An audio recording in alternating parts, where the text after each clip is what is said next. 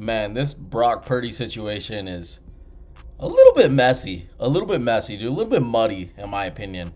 Um, Honestly, when I heard the announcement, when Brock Purdy ended up hurting his toe, I made a video and talked about it. And toe injuries are kind of weird, dude, especially with that turf toe, because there's a lot of really good athletes in the NFL that we've seen over the years that whenever they get a turf toe injury, it's usually something that will affect them during the course of a season, right?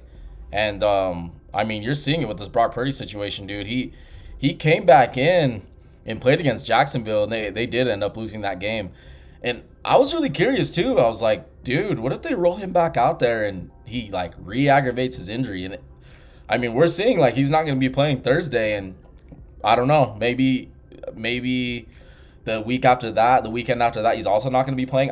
I really couldn't tell you, but right off the initial, it was like, dude, San Francisco seems like they're kind of rolling him out fast, and yeah, that's honestly what it looks like, right? I mean, he re-aggravated his injury, and Brock Purdy is the type of quarterback that he's not like the most mobile. He's not like some of the more running quarterbacks, right? But he's really like mobile within the pocket area, right? He keeps plays alive, and without that, dude, like I don't know how much it affects him with his toe, but I have to imagine it affects him to some point, right? Like really stepping into a throw and running around, right, with his toe.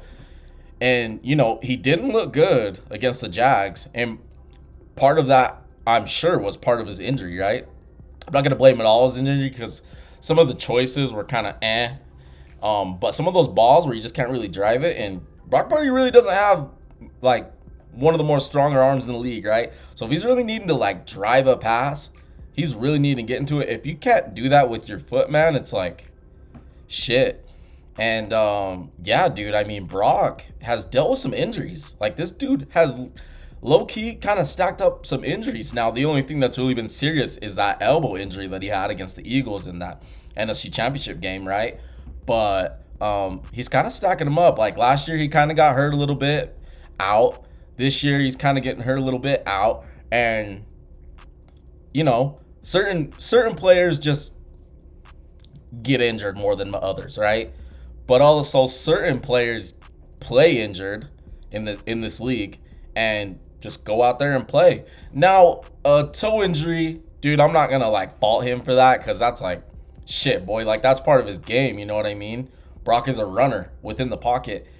But they rolled out Mac Jones has been playing with some injuries. Like he's been battling injuries too. And at this point in the season, there's some players that do battle injuries. And I'm not going to hold it against Brock. Like, I don't think that he should be trotting out there. But this is where things kind of get weird with football, right? So they just signed Brock, right? They have Mac Jones back there. All the drama, all the talk, and at the time when Mac Jones was in the draft was the Niners were going to take him. And so now Mac is on the 49ers. And I'm not trying to get all crazy, create any type of quarterback controversy. I'm not even creating anything. It's already on X. Like if you go on X, you already see people talking about it. But there's those people that are going to be talking. They're like, oh well, Niners are winning with Mac Jones. Like Brock didn't look good, and I don't really agree with it like at all. I'm like, dude, it's very clear that Brock is the guy. He is the quarterback, right? He is the quarterback of the Niners for the coming years. Like they just gave him that massive contract. But it is interesting, right? So Mac goes out there. Say he beats the Rams. Let's just say he beats the Rams. There's going to be a lot of people talking like, oh shit, he beat the Rams without Jawan Jennings, without Ricky Pearsall. Like, you know what I mean? And the run game really hasn't been there with Christian McCaffrey. People are going to be talking, bro. Like, people are going to be talking and giving Mac Jones a lot of praise. And say Brock comes back, right? Brock comes back in the next week or two, and he just looks bad. Like, you don't think people are going to be talking about that? Like, you don't think people are going to be like, well, why is Brock? He's not even playing good. Let's put Mac in. I'm not saying there's a QB controversy within the 49ers, or there will be, but it'll have people talking. And these things can get weird, dude, because when these quarterback controversies, and I don't think there is one in San Francisco, but people talking, man, sometimes I feel like that shit can get in certain players' heads. And I just hope that you know, things don't get too crazy, because that type of shit I feel like can mess with certain players. I truly believe that it can mess with certain players, and it can throw them off of their game going into Sunday, playing on Sunday. They're trying to do things that they really shouldn't be doing, trying to force things, trying to play hero ball because of all the talk. Just some of the things that can happen in football. It just happens. It's very clear that Brock is the franchise quarterback, but this shit can happen. So, man, we're gonna have to see. But I honestly believe that it's something we should watch, because even if Mac doesn't get the win against the Rams, because right now he kind of got the odds stacked against him. I mean, he doesn't have Juwan, he doesn't have Rick, but if he does, and say Brock doesn't play the next week, and say he gets a win then, and the same thing, just like I said earlier, Mac goes out there, plays really good. Brock comes back, doesn't play good. This gets people talking. This is just how sports is. This is just how the NFL is. So, dude, it's something that I'm really gonna watch, because I'm curious. If it were to end up like that, like, how does Brock Purdy respond, and kind of work through that if that were to happen?